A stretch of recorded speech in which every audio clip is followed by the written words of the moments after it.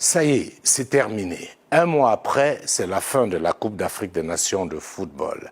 La grande messe du football africain a ainsi tourné la page. Rendez-vous pris dans 2 ans. Vous serez un peu surpris parce qu'il n'est pas habituel pour moi de parler de sport et de football. Mais j'ai tenu à faire cette chronique, étant moi-même un grand passionné de football, pour relever ma part de CAN. Quelle est l'appréciation que je fais de cette grande compétition qui mobilise pendant un mois l'Afrique? Dynamique, avec tout ce qu'on peut avoir comme émotion, comme moment de joie, de cris, de pleurs, d'insultes, de polémiques. Mais au-delà de tout ça, nous sommes-nous déjà posé la question à quoi sert l'organisation de ces compétitions par nos différents États? C'est une question qui me semble être importante aujourd'hui au regard de la situation de la plupart de nos pays. On a vu en Côte d'Ivoire une mobilisation extraordinaire, des infrastructures qui donnaient envie, qui faisaient pâlir de jalousie certains États. Tout le monde a salué la belle organisation, la qualité des stades, mais au-delà de cela, il y a une question fondamentale. Était-ce une priorité? Avant la Côte d'Ivoire, d'autres pays africains effectivement ont organisé des Coupes d'Afrique des Nations. Pour ne pas aller très loin, on va revenir sur la Guinée équatoriale, le Gabon et le Cameroun.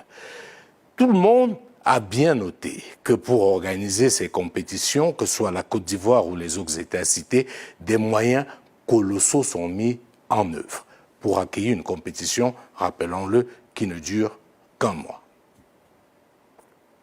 Je veux bien que le football soit un élément fédérateur, soit un moment de distraction, soit un moment qui fait plaisir, qui permet de se regrouper, mais n'oublions pas que c'est aussi un véritable business.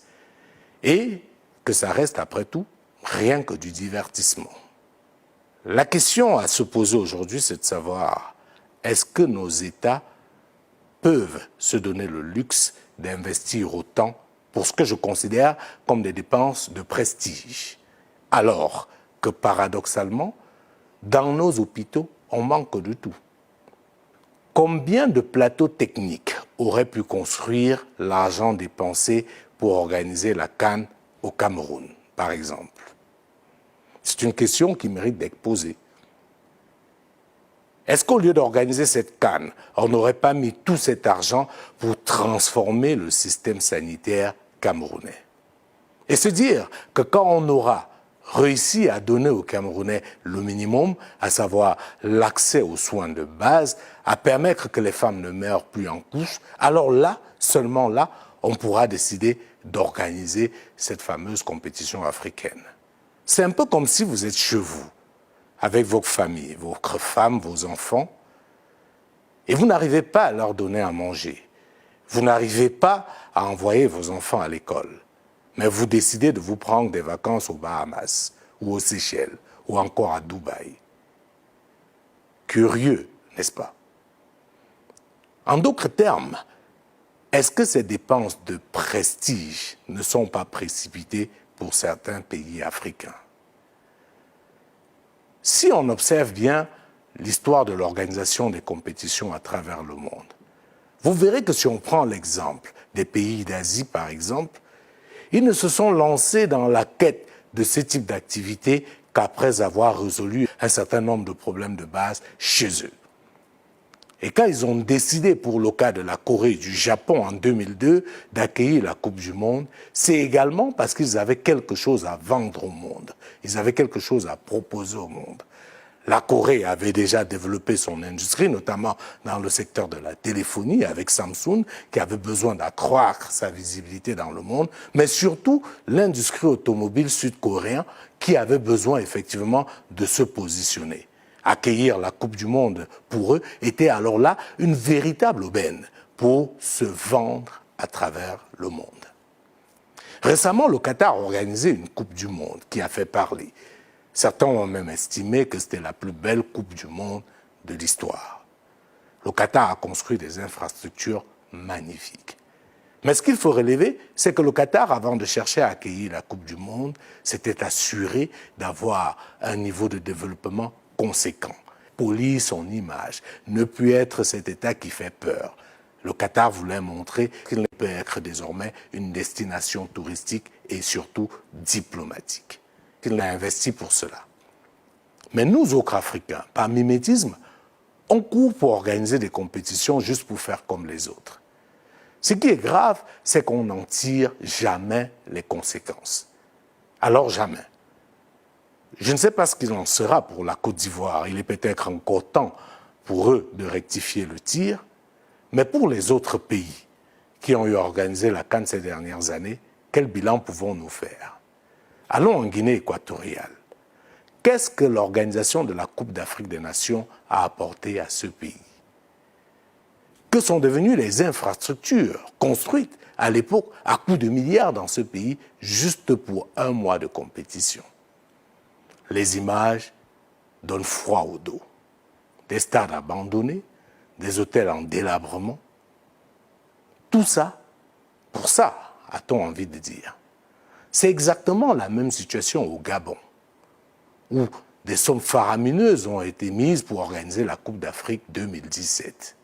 Mais après, qu'est-ce qu'on a fait des infrastructures? Que sont devenues ces infrastructures? La situation du Cameroun n'est pas en reste. J'ai envie de dire, elle est même un peu plus alarmante. Parce que le Cameroun a dépensé énormément pour cette compétition. Aujourd'hui, une image a fait le tour des réseaux sociaux récemment, c'est celle du stade d'Olembe abritant un mariage. Ce stade de foot qui a été construit à coups de milliards, on parle de pratiquement 180 milliards de francs CFA, n'est même pas encore achevé, que certains parlent déjà de la nécessité de sa rénovation.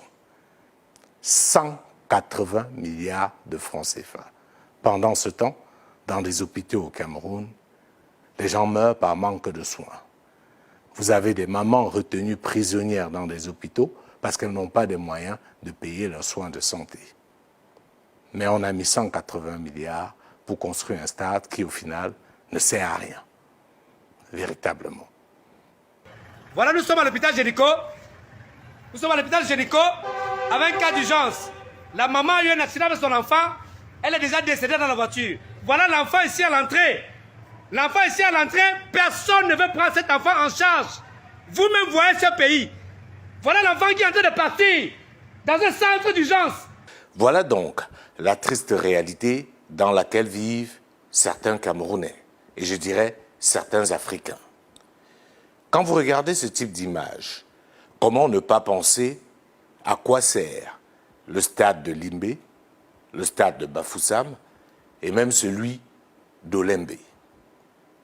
Pendant ce temps, l'essentiel du débat au Cameroun est cristallisé non pas par l'augmentation du prix du carburant et le coût de la vie qui est devenu de plus en plus cher, mais par le bilan des Lions indomptables à la Coupe d'Afrique des Nations. Rigobertson doit-il quitter la sélection des Lions indomptables? Samuel Eto'o a-t-il véritablement voulu démissionner de la Fédération camerounaise de football? Quand vous écumez les réseaux sociaux et les différents forums dans lesquels échangent les Camerounais, voilà ce qui fait l'essentiel des discussions. Alors que dans le même temps, ce pays est confronté à des véritables problèmes. La réalité est beaucoup plus difficile. C'est donc, madame, monsieur, une interpellation. Il est question de se demander une fois pour toutes où se situent nos priorités. Les Africains ne peuvent pas continuer à faire du mimétisme. Comme on le dit souvent, il faut apprendre à ramper avant de marcher. Ce n'est pas parce que nous voyons les autres marcher que nous pensons que nous devons absolument marcher alors que nous ne sommes pas prêts pour le faire. Nous sommes à l'hôpital Jameau de Yaoundé, où il y a eu coupure depuis 19 heures et on nous fait comprendre que le générateur n'a pas de carburant. Nous avons des gens en urgence qui sont sous oxygène et on nous fait comprendre qu'il n'y a pas de carburant. Un hôpital sérieux. Nous sommes à l'hôpital Jameau. Voilà, c'est dans le noir, partout. C'est dans le noir.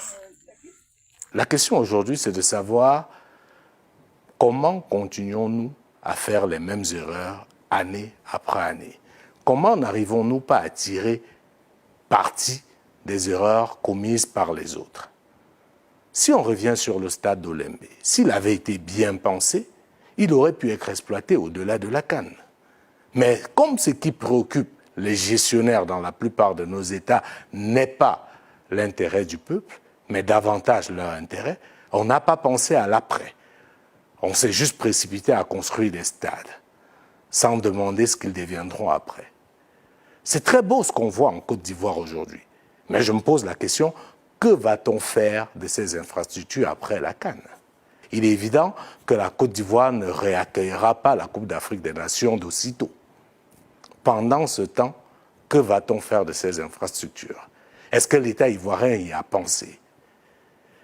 Nous continuons à construire des stades énormes, juste pour dire qu'on a fait un grand stade, 80 000 places, 40 000 places. Mais quand vous regardez les compétitions en Afrique, lors des Coupes d'Afrique des Nations, les stades sont quasiment vides. Ça veut dire que si on faisait une véritable étude, on aurait pu faire des stades à taille humaine, en tenant compte de nos réalités. On ferait des petits stades de 5 à 10 000 places pour pouvoir justement avoir un certain type de public. Et on garderait un ou au maximum 2 grands stades pour accueillir peut-être, dans certains cas de figure, les matchs les plus importants où on sait qu'avec le pays organisateur, il y aurait un monde fou. Mais nous ne pensons pas à cela. Nous sommes dans une logique de concurrence. On veut faire le plus beau stade d'Afrique, on veut faire le plus grand stade d'Afrique, mais on ne se pose pas la question de l'utilité. A contrario, quand vous voyez les autres investir dans ces infrastructures, il y a une réelle vision. Le Qatar a un plan pour les infrastructures qu'elle a eu à faire pour la Coupe du Monde. Et même si ce plan n'est pas encore exécuté au jour d'aujourd'hui, c'est parce qu'il y a un certain nombre d'aléas. Il y a d'autres compétitions, notamment la Coupe d'Asie, que le Qatar s'est retrouvé à abriter.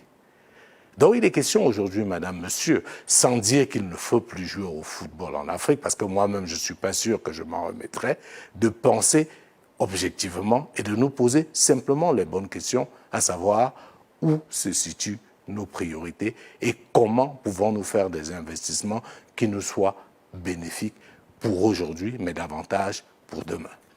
Ceci dit, madame, monsieur, il faut totalement un changement de paradigme. Et là, j'interpelle une fois de plus les peuples d'Afrique, parce que c'est aux peuples de prendre leurs responsabilités. Ils doivent pouvoir exiger des comptes à leurs dirigeants. Il faudrait que pour les années à venir, pour qu'un pays abrite l'organisation d'une compétition comme la CAN par exemple, que ce soit avec l'accord de son peuple. Et ce peuple-là doit exiger un certain nombre de choses, en estimant par exemple qu'il est inadmissible qu'on mette des milliards pour organiser la CAN alors qu'on manque d'eau potable, alors qu'on manque d'électricité, alors qu'on manque de médicaments dans les hôpitaux, alors qu'on manque de médecins.